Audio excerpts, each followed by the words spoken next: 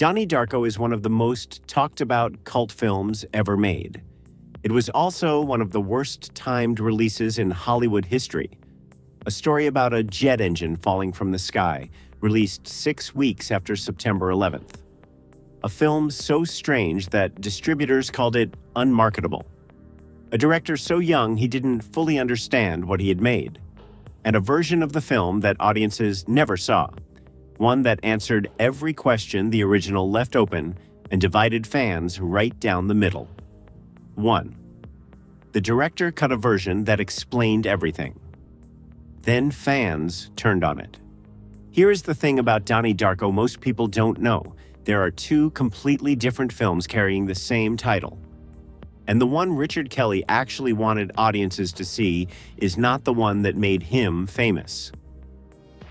The theatrical cut, the one that built the cult, the one that ran for 28 consecutive months at a single cinema in New York, was a version Kelly was forced to keep under 2 hours. 20 minutes of footage was cut out. Key scenes that explained the time travel logic were removed. Kelly delivered the film with its mystery largely intact because he had no choice. In 2004, he got the money and the freedom to restore everything. He added the missing 20 minutes. He superimposed pages from the fictional philosophy of time travel onto the screen, explaining the tangent universe mechanics in plain language. He replaced songs he'd had to use with songs he had always wanted. Donnie Darko became the first flop in Hollywood history to receive a director's cut. 2. The first lead actor dropped out a month before filming. Richard Kelly had spent 3 years trying to get Donnie Darko made. He had finally secured financing. He had a cast. He had a start date. Then Jason Schwartzman, the original choice for Donnie, withdrew due to scheduling conflicts. With 1 month until cameras rolled, Kelly had no lead actor. He entered an intense period of auditions. Patrick Fugit was considered. Lucas Black came in. Neither felt right. Then Jake Gyllenhaal walked in, 19 years old, already in Los Angeles auditioning for other parts, and was described by Kelly as immediately mesmerizing. Gyllenhaal was given room to incorporate his own ideas from the beginning. His decision to make Donnie's voice sound like a child talking to its blanket when speaking to Frank, treating the rabbit as a source of comfort rather than threat, was entirely his own. He also personally suggested his real sister Maggie play his sister Elizabeth in the film. 3. Drew Barrymore financed it on a movie set. Richard Kelly couldn't get Donnie Darko financed through conventional channels. He had spent a year and a half pitching to Hollywood executives. The script was described repeatedly as inaccessible and not marketable. Then producer Nancy Juvonin sent the script to her business partner Drew Barrymore, co-owner of Flower Films, while Barrymore was filming Charlie's Angels in early 2000. Kelly and his producer met with Barrymore on the set of that film. She agreed on the spot to finance Donnie Darko through Flower Films and increase the budget to $4.5 million, which Kelly later described as the bare minimum the film could have been made for. Barrymore's involvement unlocked everything else. It gave the production credibility that allowed Kelly to hire Patrick Swayze, Mary McDonnell, and Catherine Ross. Without a meeting on the set of a Charlie's Angels sequel, Donnie Darko likely would have gone directly to cable television via Starz. 4. The entire film was shot in 28 days. The number 28 sits at the center of Donnie Darko's story. Frank tells Donnie the world will end in 28 days, 6 hours, 42 minutes, and 12 seconds. The countdown runs through every scene. The film was shot in exactly 28 days. This was not planned as a deliberate creative choice. It was a budget constraint. $4.5 million doesn't allow for a long shoot. But the coincidence was noticed immediately and has been part of the film's mythology ever since. The 28 days of the story also mirrors the 28 days it took Kelly to write the original screenplay. 3 separate 28s. The in-film countdown, the writing period, the shooting schedule, all arriving at the same number by different routes across a 3-year development process. 5. September 11th, nearly killed the film entirely. Donnie Darko premiered at Sundance in January 2001 to strong critical response. Then it spent months without a distributor. It was described as too strange, too genre-blending, too difficult to sell. Newmarket Films finally agreed to release it in limited theatrical run, starting October 26, 2001. That date was 6 weeks after the September 11th attacks. The film's central plot element is a jet engine falling from the sky and destroying a house. The marketing materials featured a crashing plane. Newmarket pulled almost all advertising immediately. The film opened on 58 screens to $110,000 in its first weekend, a number so low it was effectively invisible. Kelly later said distributors were also nervous about a scene of Donnie firing a gun. The Columbine High School massacre from 1999 had made any film depicting a teenager with a weapon deeply uncomfortable territory for studios. The film had survived 3 years of rejection only to walk into the worst possible cultural moment. 6. Patrick Swayze wore his own clothes. From the 1980s, Patrick Swayze was known for playing smooth, heroic, physically commanding characters. Jim Cunningham, the sleazy motivational speaker at the heart of Donnie Darko's suburban satire, was something completely different. He was a fraud, possibly a predator, a man whose self-help empire concealed something much darker. Swayze committed fully. For the motivational seminar sequences, he wore his own personal clothing from the 1980s, items he had actually owned and kept from the era the film was set in. The choice gave his performance a specific period authenticity that a costume department approximation wouldn't have matched. Kelly was reportedly delighted. He had expected to need to convince Swayze to play against type. The actor arrived already committed to the most uncomfortable version of the character he could build. 7. Seth Rogen. Had no idea what the film was about, Donnie Darko was Seth Rogen's film debut. He was 18 years old. He played Ronald Fisher, one of the school bullies who exists on the film's periphery. At the wrap party, Rogen and Jake Gyllenhaal had a conversation that has since become one of the production's most frequently repeated stories. Both of them admitted to each other openly that they had absolutely no idea what the film was about. Not a partial understanding, not uncertainty about the ending. Complete bewilderment about the entire story they had just spent 28 days filming. Rogen later recalled this with considerable warmth, describing it as proof that Kelly had made something genuinely unlike anything either of them had encountered before. Two young actors, one of whom would become one of the most successful comedians of his generation, united in having no idea what they had just been part of. 8. The song became more famous than the film. The closing sequence of Donnie Darko uses a piano-driven cover of Mad World, originally a 1982 song by Tears for Fears, performed by Gary Jules, a school friend of composer Michael Andrews, and arranged by Andrews himself. In 2003, 2 years after the film's release, the single was released in the United Kingdom. It went to number 1. It stayed there for 3 weeks. It became the Christmas number 1 of 2003, the most contested chart position in British pop music, beaten only by the most popular songs of the year. The cover of Mad World became more widely known than any song Tears for Fears had released in over a decade.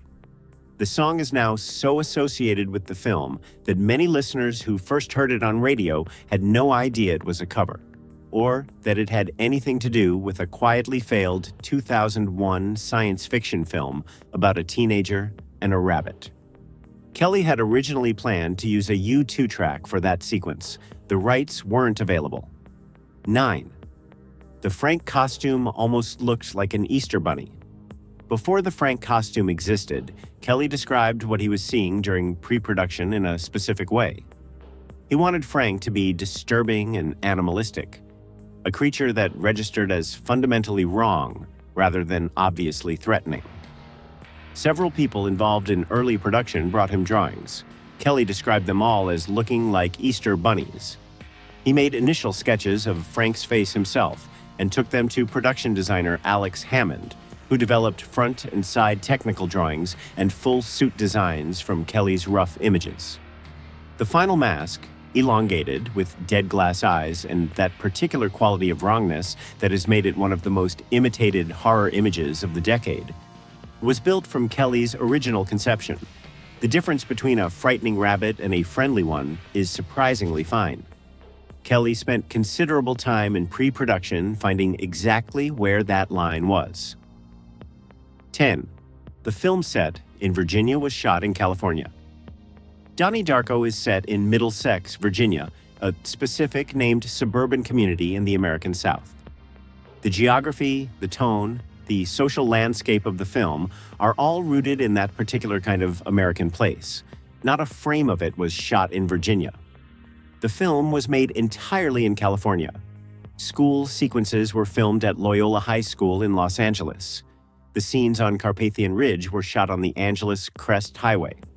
Suburban exteriors were found throughout Los Angeles County. The Sparkle Motion talent show and the domestic scenes were staged on California lots and interiors dressed to read as 1980s Virginia. This was purely a budget decision. Traveling a cast and crew to Virginia for 28 days would have been impossible at $4.5 million. California, doubled for the American South without significant visible strain. 11. The Pantera song has a fake credit. One of the more unusual facts buried in Donnie Darko's production is a piece of music history most viewers have never noticed. A song called Proud to Be Loud appears in the film, credited to a band called the Dead Green Mummies. That band does not exist. The song was actually recorded by Pantera, listed under a fake name because the band refused to have their name attached to it. Pantera had released 4 albums before 1990 under a glam metal style that bore no resemblance to the heavy sound they became famous for. They had spent years trying to distance themselves from that early material and did not consider it part of their legitimate discography. Proud to Be Loud appears on their 1985 album Power Metal. When the Donnie Darko production approached them about licensing it, the band agreed, on the condition that their actual name would not appear anywhere on the film or its credits. The Dead Green Mummies was the solution. 12. The director was 26. When he wrote it, Richard Kelly wrote the screenplay for Donnie Darko in 1997, the year he graduated from the USC School of Cinematic Arts. He was 22 years old. By the time the film was released in 2001, he was 26. He has since described the script as coming from a very specific mental state. A young man processing anxiety, mortality, suburban alienation, and a deep interest in time travel theory that he was pulling from physics texts he had been reading obsessively. The jet engine that opens the film came from an early idea he had about an unexplained object falling on a house and nobody knowing where it came from. He built everything else around that image. The Halloween setting was chosen simply because that was the season when Kelly started writing. The 28-day countdown reflected how long the script took to complete. 2 of the film's most deliberate-seeming structural choices were accidents of the writing process. 13. Noah Weil decided his own character was diabetic. The cast of Donnie Darko brought considerable personal interpretation to their roles without necessarily being asked to. Noah Weil played science teacher Dr. Kenneth Monatoff, the character who gives Donnie the time travel book and quietly acknowledges the reality of what the boy is experiencing. Weil decided independently that Monatoff was diabetic. He chose to express this through the character's habit of eating Jolly Rancher hard candies throughout every scene, the kind of sugar management associated with the condition. He never discussed it with Kelly or made it explicit. He simply built it into his performance as private background architecture. If you watch the film knowing this, Monatoff's candy eating in every scene has a different weight entirely. 14. The film ran for 28 consecutive months at one cinema. After its theatrical release collapsed in the wake of September 11th, Donnie Darko found its second life in the midnight movie circuit. the same late-night slots that had sustained Rocky Horror Picture Show and Eraserhead through the 1970s and 1980s. The Pioneer Theater in Manhattan began screening it on a regular midnight schedule. It ran there for 28 consecutive months. Not weeks, months, more than 2 years of weekly screenings at the same cinema, drawing growing audiences of people who had been brought by word of mouth, who brought friends, who came back to watch it again. The midnight run became the film's real release, the context in which its cult identity was fully formed and its reputation was built. When Kelly and distributor Bob Burney attended the film's first anniversary screening at the Pioneer in late 2003, the audience was sold out. That night was when the conversation about the director's cut began. 15. The sequel was made without Kelly and almost destroyed the original's reputation. Donnie Darko ended on Donnie's death. A deliberate, complete, final act of sacrifice that closed the story. In 2009, a sequel called S. Darko was released. It followed Donnie's younger sister Samantha. It was made entirely without Richard Kelly's involvement, knowledge, or approval. Kelly publicly stated his opposition to it before its release. He could not stop it. The film was savaged by critics and dismissed almost universally by fans of the original. It directly damaged the reputation of the world Kelly had built, introducing story elements and logic that contradicted the original film's carefully constructed ambiguity. Kelly described the experience as watching someone else handle something he cared about deeply with no understanding of what it was. A film shot in 28 days, set over 28 days, written in 28 days. A jet engine that fell at the worst possible moment in American history. A song more famous than the film it closed. And 2 versions of the same story. One that asks questions, one that answers them. Both carrying the same title, aimed at the same audience. Doing completely opposite things. Drop the fact that hit hardest in the comments and subscribe. The next story is already waiting.